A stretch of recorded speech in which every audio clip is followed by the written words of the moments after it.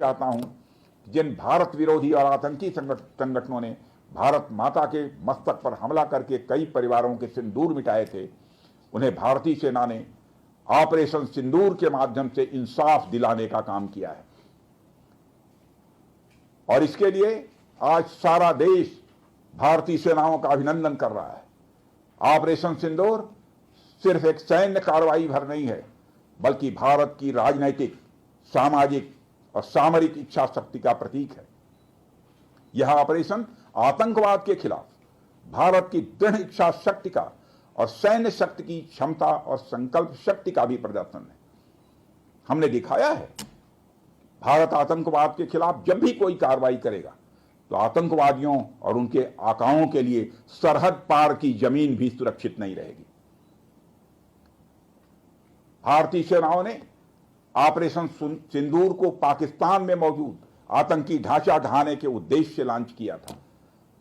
हमने उनके आम नागरिकों को कभी निशाना नहीं बनाया था, मगर पाकिस्तान ने न केवल भारत के नागरिक इलाकों को निशाना बनाया, बल्कि मंदिर, गुरुद्वारा, गिरजाघर पर भी हमले करने का प्रयास किया।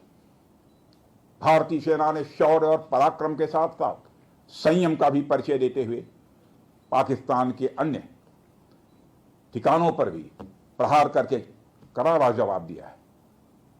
हमने केवल सीमा से सटे सैन्य ठिकानों पर ही नहीं कार्रवाई की, बल्कि भारत की सेनाओं की धमक उस रावलपिंडी तक सुनी गई जहां पाकिस्तानी फौज का हेडक्वार्टर मौजूद है।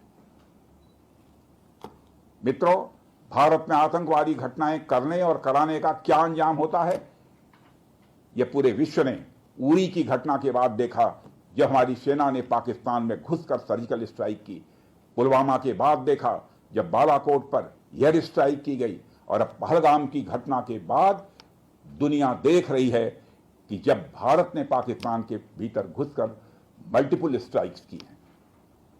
आतंकवाद के खिलाफ जीरो टॉलरेंस की नीति पर चलते हुए हमारे यशस्वी प्रधानमंत्री नरेंद्र मोदी ने स्पष्ट कर दिया है कि यह नया भारत है जो आतंक के खिलाफ सरहद के इस पार और उस पार दोनों तरफ प्रभावी कार्रवाई करेगा। यह हमारे प्रधानमंत्री जी ने स्पष्ट रूप से यह संदेश दे दिया है।